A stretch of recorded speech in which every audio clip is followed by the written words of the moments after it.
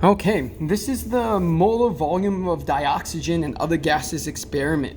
And so for this experiment, what we're gonna do is in this flask here, we're gonna generate oxygen. And we're gonna do that the same way we did it last time for the oxides, where we're gonna use hydrogen peroxide and iron 3 chloride. We're gonna pour the hydrogen peroxide in here. We're gonna put in the iron chloride. That will start the decomposition of that hydrogen peroxide into oxygen gas. And so that's going to happen in this flask. Now what we want to do is we want to measure how much oxygen is generated by that reaction. And so we want to capture it. And how we're going to do that is we're going to capture it in this middle flask. So we're going to put in a plug onto our oxygen generator. And as it makes oxygen, the oxygen is going to flow through here and it's going to insert into this middle container. Now, as more oxygen gets pushed into here, this flask is going to have to make room for that oxygen. So what it's going to do is it's going to push water out from in here, and that water is going to flow up this tube over here and into this beaker. Now, right now we have water in that beaker, but what we're going to do to prepare it is we're going to get all of the system set up, and then we're going to empty this out here. As long as the water is in here and we have equal pressure going onto all of these containers, we're going to be able to measure how much water we capture here, and that's going to be equal to the amount of oxygen that went into this flask, which is equal to the amount of oxygen we generated from there. And so we're going to be able to follow that oxygen all the way through, and we're going to measure that volume change. So as we prepare this, what I want to do is first get our setup ready, and so we want to bring it all to the same pressure. So we have this pinch clamp here, and I'm going to keep this one inside that water. And now what I want to do is I want to drive the air out of this tube, because right now the first amount of oxygen that gets generated from here is just going to move this gas out instead of moving the water out. So what I want to do, and if we're moving the gas instead of the water, we're not going to be able to capture that volume change. So I'm going to put this pipette bulb here, and you can see as I push it, you can see the water kind of come up and over.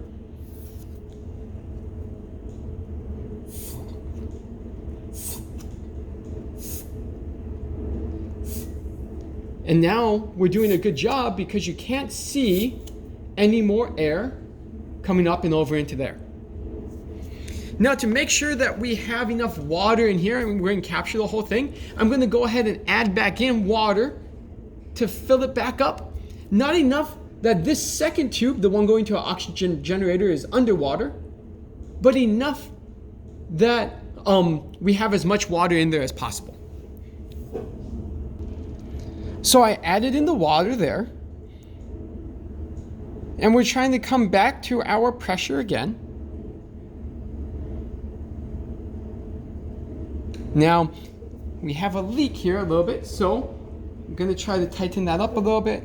Right now you can see all of our water is kind of heading over in this direction. So, what I want to do is I'm going to raise this up. We're going to drive it back that way.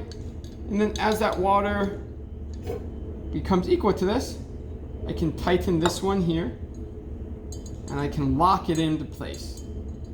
So we got our water right where we want it. So right now I've locked in the pressure. And what that means is that the water is stuck in here. No more of it can get out into here. And this gives me the opportunity to dump this water. And all I'm going to save is a tiny little bit. Just enough so that way when this opens up, it's going to be underwater and not under a vacuum. Sorry, not a vacuum, not into the gas.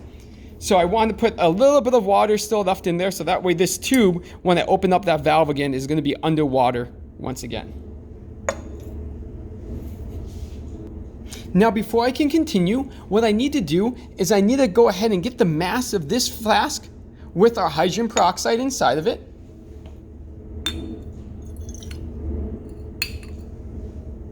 And with this inside as well.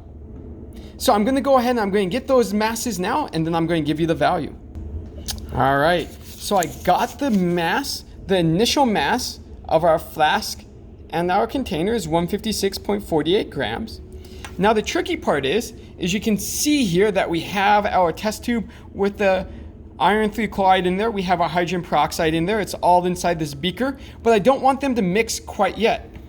So I'm gonna go ahead and try to keep them tilted like such. So that way our reaction doesn't start until we're ready. The second part was that I made a mistake. I forgot to attach this before I set up all of my pressures. So I'm gonna need to refix this. And how I'm gonna do that is I'm gonna add water back in here, and then I'm gonna attach it onto our flask before I clamp this. All right? So let me get that prepped. All right, so you can see now I got it connected. We have this one open here. Our water level is stable. We have our water in here, stable as well. And so now what I need to do is I need to go ahead and clamp this up. Or I need to go ahead and clamp this up, and now I can do my pour. So I want to make sure that it's clamped nice and tight before I take it out. I'm going to dump most of my water again.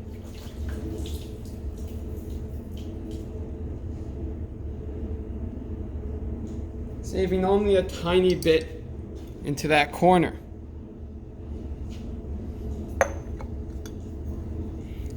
We're going to open up this pinch clamp, and I just want to make sure that I keep that opening underneath that water so we don't get a big surge.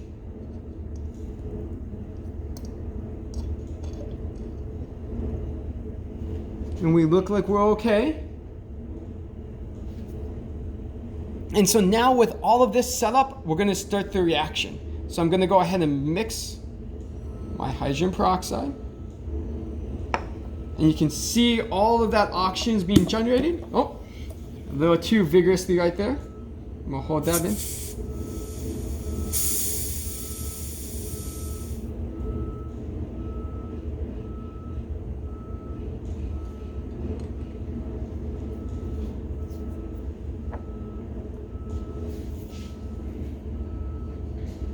So now we've generated the oxygen. I'm going to keep mixing this here just to ensure that I get most of it out. It's flowing from there into our flask in the middle, and we're capturing it over on this side here.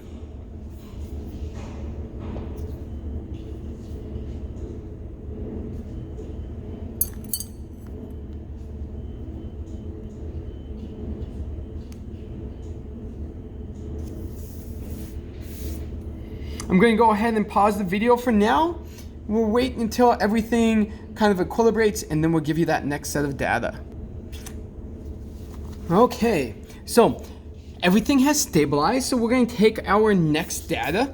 In the meantime, I have measured the temperatures of Flask A and Flask D. So Flask A was 26.0 degrees Celsius, and Flask D was 26.2 degrees Celsius. And I measured those using a thermometer as usual. All right, and you can see that on this thermometer we have markings every 1 degrees, which is why our measurements should go, sorry, it's a little bit out of focus there, should go every 0.1. And so our next thing is we need to measure our barometric pressure. And so in the next video I'm going to show you how to measure it. We're going to talk about the device for it. But right now I'm going to give you the data, and that data is 761.9 torr.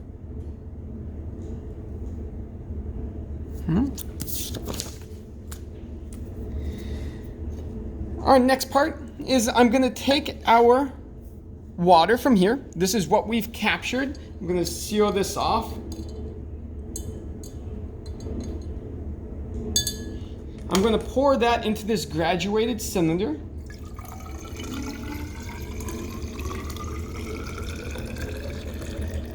And we'll be able to measure the volume of it. So our volume here It's hard to see with this one.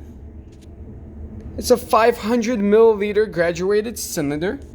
And so looking at this, we have markings every 5. And so our volume is 404 milliliters.